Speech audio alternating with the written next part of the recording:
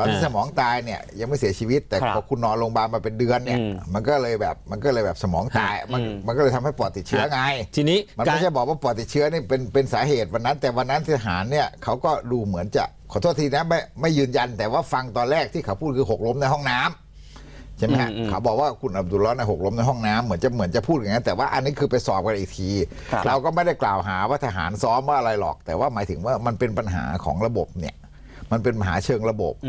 บตัวนี้เนี่ยนะระบบตัวนี้มันทำให้คนข้องใจคือระบบของงานที่เข้าไปอยู่แล้วแบบว่าคุณจะสอบถามคุณจะอะไรต่างๆมันควรจะมีกล้องวิดีโอไหมมันควรจะมีอะไรที่มันแบบไม่ใช่คุณเป็นปิดหมดไงเพราะปิดหมดเนี่ยมันเกิดอะไรขึ้นผมก็จะบอกว่าต่อให้ทหารปรารถนาดีไม่ได้ทำอะไรเลยคุณก็บอกว่าคุณซวยไม่ได้เพราะว่ามันไอ้ระบบตัวเนี้ยมันทำให้คนข้องใจไอ้การที่คุณเอาตัวคนไปซักถามได้7 วันโดยที่แบบมันไม่มีหมายสารไม่มีอะไรแล้วเข้าไปอยู่ในที่ปิดแบบนั้นเนี่ยมันทำให้คนข้องใจคือต้องเลิกใช้ได้แล้วกฎหมายตัวนี้เนี่ยเพราะว่าห้องน้ำก็ลื่นกล้องวงจรปิดก็ไม่มี มันเต็มไปด้วยข้อสงสัยเลยคุณจะไม่สามารถดูแลห้องน้ำได้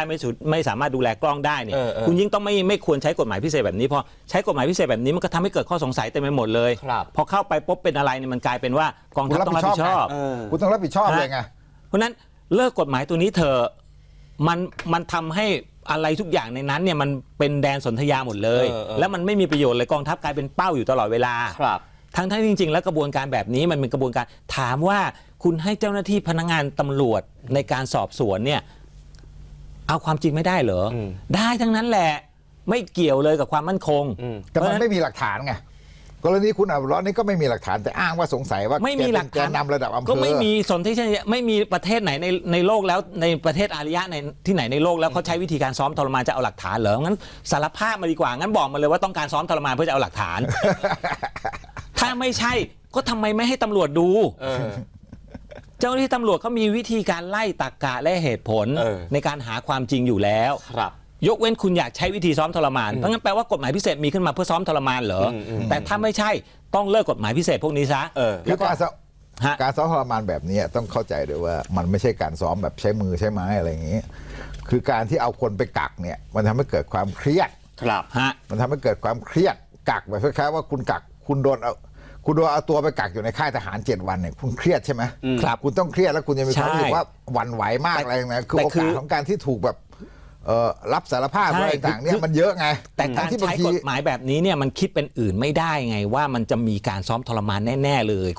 คนทั้งประเทศจะเชื่อไปแบบนั้นทั้งที่มันไม่ควรจะเป็นอย่างนั้นกองทัพไม่ควรจะเอาเรื่องไม่ควรจะเอาเรื่องที่ไม่เป็นเรื่องมาเพราะนั้นทำเรื่องให้โปร่งใสซะแล้วเมื่อวานนะการตอบโต้ของทหารนี่ก็ขอโทษทีไม่ได้ปิ้นมาคุณคงชีพเนี่ยโฆษกกลาโหมก็ตอบโต้แบบทำนองว่าทหารเนี่ยทำเพื่อปกป้องรักษาประเทศชาติอะไรต่างๆแล้วก็แบบทำงานเพื่อประชาชนแล้วคุณมน.ทำอะไรบ้างอ้าวอันนี้พูดจาเหมือนใครนะ ผมทำเพื่อชาติบ้านเมืองคุณศิระ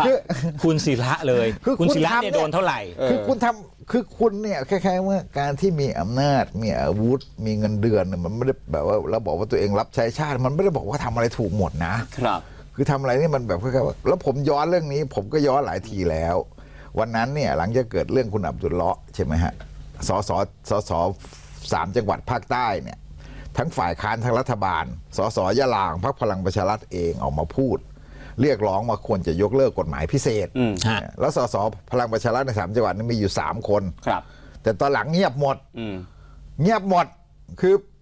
พูดวันนั้นวันเดียวบอกว่าจะพยายามจะเสนอยติหารือว่าขอให้แก้ไขกฎหมายพิเศษอะไรเงี้ยยกเลิกการใช้กฎหมายพิเศษหันไปใช้กฎหมายปกติไม่รู้ไง